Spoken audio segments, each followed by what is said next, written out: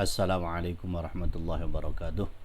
Bismillahirrahmanirrahim. Alhamdulillah wassalatu wassalamu ala Rasulillah Muhammad ibni Abdillah la haula wala quwata illa billah amma ba'dah. Anak sekalian, selamat pagi. Selamat berjumpa kembali dengan mata pelajaran pendidikan agama Islam bidang studi akidah akhlak untuk kelas 8 siswa SMP Islam Mambalulum Kebomas Gresik.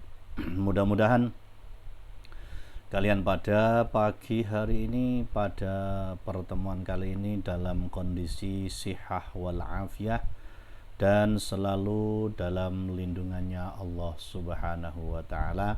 Juga semoga keluarga besar SMP Islam Mambaul Ulum juga selalu dijaga oleh Allah Subhanahu wa taala dan dalam keadaan sihah wal afiyah. Amin amin ya rabbal alamin. Baiklah anakku sekalian, kita lanjutkan pada pertemuan yang kedua pelajaran akidah akhlak untuk kelas 8. Pada pagi hari ini kita akan memulai pembelajaran kita untuk kelas 8 di semester 1, yaitu bab yang pertama tentang iman kepada kitab-kitab Allah Subhanahu wa taala. Pada bab ini ada beberapa materi yang disampaikan yang termasuk pada kompetensi dasar, yaitu memahami pengertian iman kepada kitab Allah Subhanahu wa taala, dalil nakli tentang iman kepada kitab Allah Subhanahu wa taala, menjelaskan kitab yang diturunkan Allah Subhanahu wa taala dan juga penerima dari kitab tersebut. Oke, kita awali dengan dalil nakli atau ayat Al-Qur'an yang berkenaan dengan iman kepada kitab Allah Subhanahu wa taala, yaitu yang tercantum dalam Quran surat An-Nisa ayat 136 yang bunyinya adalah a'udzu billahi minasyaitonir rajim, bismillahirrahmanirrahim, ya ayyuhalladzina amanu aminu billahi wa rasulihi wal kitabil ladzi nazzala ala rasulihi wal kitabil ladzi anzala min qabl wa may yakfur billahi wa malaikatihi wa kutubihi wa rusulihi wal yaumil akhiri faqad dhalla dhalalan ba'ida. Shadaqallahul adzim. Yang artinya, wahai orang-orang yang beriman, tetaplah beriman kepada Allah Subhanahu wa taala, Rasulnya, dan kepada kitab yang Allah turunkan kepada Rasulnya, serta kitab yang Allah turunkan sebelumnya. Barang siapa yang kafir kepada Allah, malaikat-malaikatnya, kitab-kitabnya, rasul-rasulnya, dan hari kemudian, maka sesungguhnya orang itu telah sesat sejauh-jauhnya. Itulah dasar dalil nakli dari ayat Al-Quran yang kita ambilkan dari surat An-Nisa ayat 136 yang menjelaskan bahwa perintah kita untuk beriman kepada kitab-kitab Allah. Salah satunya itu, bagi yang tidak mengimani dan beriman kepada kitab Allah, maka sesungguhnya orang itu adalah termasuk orang-orang yang sesat. Naudzubillah. Semoga kita tetap selalu beriman kepada kitab-kitab Allah, terutama kitab Al-Quran dan kitab-kitab sebelumnya, karena kita tidak kepingin jadi orang yang tersesat di hadapan Allah Subhanahu wa ta'ala. Kita lanjutkan pengertian iman kepada kitab Allah Subhanahu wa ta'ala. Apa yang dimaksud dengan iman kepada kitab Allah Subhanahu wa ta'ala?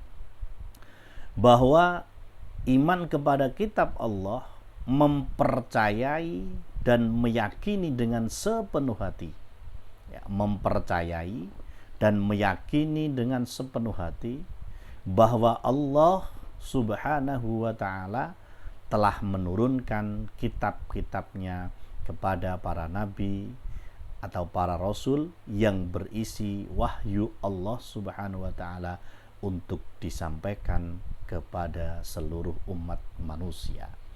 Bahwa ya, yang dinamakan iman, imanu, percaya, yakin bahwa ketika ada pertanyaan apa yang maksud dengan iman kepada kitab Allah, maka ketika ada kalimat iman maka harus ada mempercayai dan meyakini dengan sepenuh hati bahwa Allah Subhanahu wa ta'ala menurunkan kitab-kitab kepada Rasulnya yang isinya adalah wahyu dari Allah untuk disampaikan kepada umat manusia.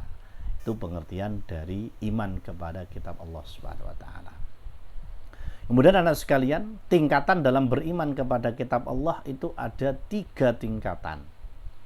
Yang pertama tingkatnya adalah khatmil, membaca saja. Ya, dari kita sendiri di antara kalian yang saat ini adalah kitab Al-Qur'an yang diturunkan kepada Nabiullah Muhammad SAW, bahwa kita hanya kadang-kadang sering membaca saja sampai saat ini. Yaitu tingkatan yang pertama, hanya membaca dari kitab-kitab tersebut. Tapi tidak apa-apa daripada sama sekali tidak membaca.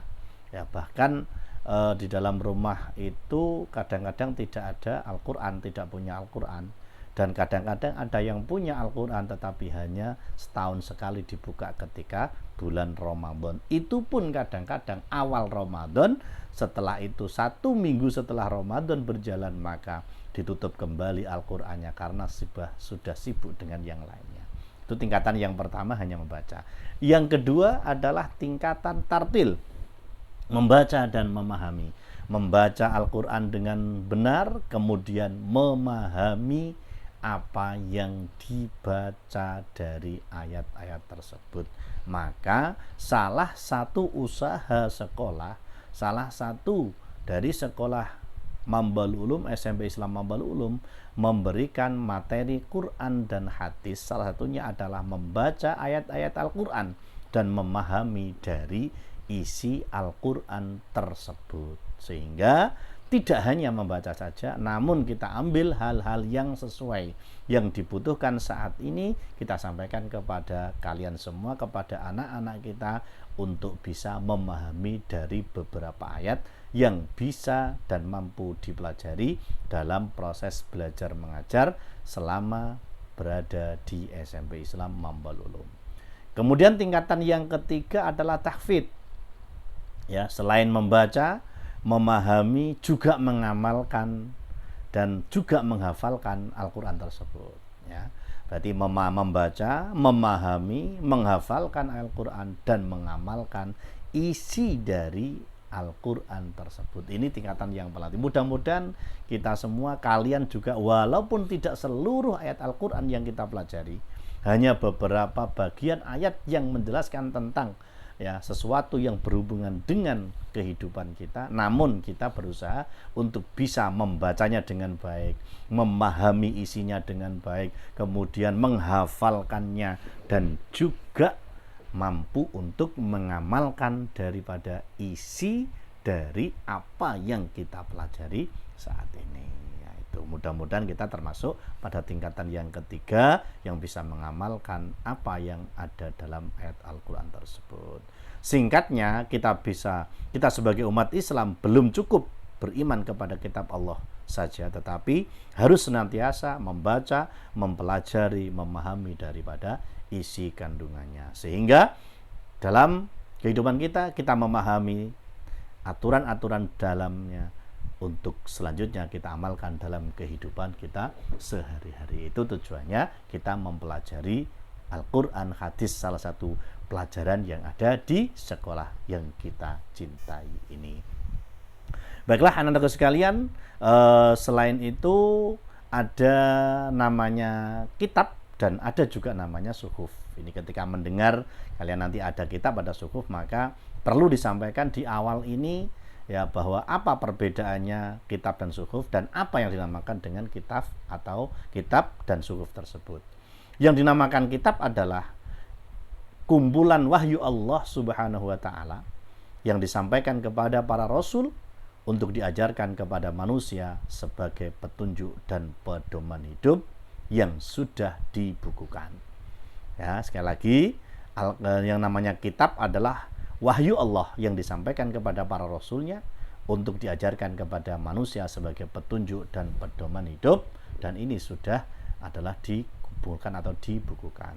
Sedangkan pengertian suhuf adalah wahyu Allah yang disampaikan kepada Rasul tetapi masih berupa lembaran-lembaran yang terpisah, maka dikatakan suhuf.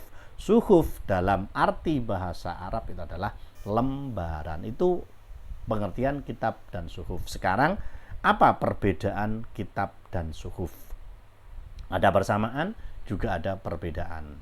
Ya, sehingga kita bisa memahami mana yang dinamakan kitab dan mana yang dinamakan suhuf. Persamaannya adalah kitab dan suhuf adalah sama-sama wahyu dari Allah Subhanahu wa ta'ala.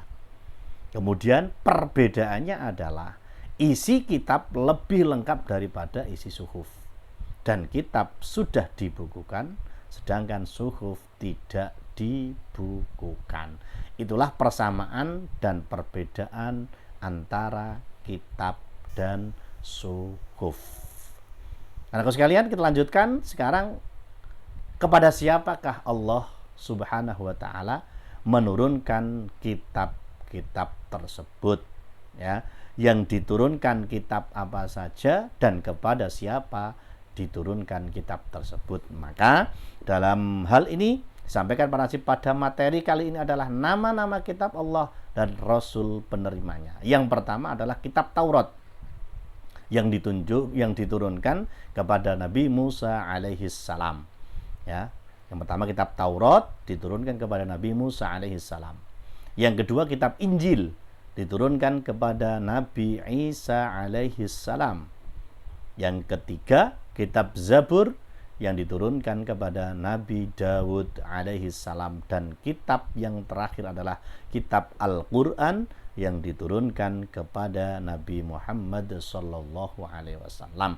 Itulah 4 kitab yang diturunkan oleh Allah Subhanahu wa ta'ala kepada Rasul penerimanya sesuai dengan aturannya yang disampaikan itu untuk semuanya akan disampaikan kepada umat manusia pada zamannya masing-masing. Itu next. Ya, saya kira pertemuan kali ini kita cukupkan pada materi ini saja. Kemudian nanti kita lanjutkan untuk apa isi pokok dari kitab 4 yang diturunkan oleh Allah Subhanahu wa ta'ala, baik itu kitab Taurat, Injil, Zabur dan kitab Al-Quran pada pertemuan selanjutnya. Saya kira cukup. Terima kasih. Apabila ada hal-hal yang kurang paham atau belum jelas, bisa disampaikan kepada Pak Najib melalui nomor telepon Pak Najib yang sudah disampaikan. Mudah-mudahan apa yang kita pelajari selalu mendapatkan ridha Allah Subhanahu wa taala dan menjadikan ilmu bagi kita ilmu yang manfaatan fid dini wad dunya wal akhirah. Amin amin ya rabbal alamin. Allahumma anfa'na bima 'allamtana wa 'allimna ma yanfa'una wa zidna ilma. Allahumma arinal haqqa haqqan warzuqna ittiba'ah wa arinal batila batila warzuqna ijtinabah. Rabbana atina fid dunya hasanah wa fil akhirati hasanah wa qina adzabannar. Walhamdulillahi rabbil alamin. Terima kasih, tetap semangat. Ya. Jaga kesehatan, jaga sholat kalian semua, tetap untuk selalu mencari ilmu dan menambah ilmu pengetahuan. MU, yes. Assalamualaikum warahmatullahi wabarakatuh.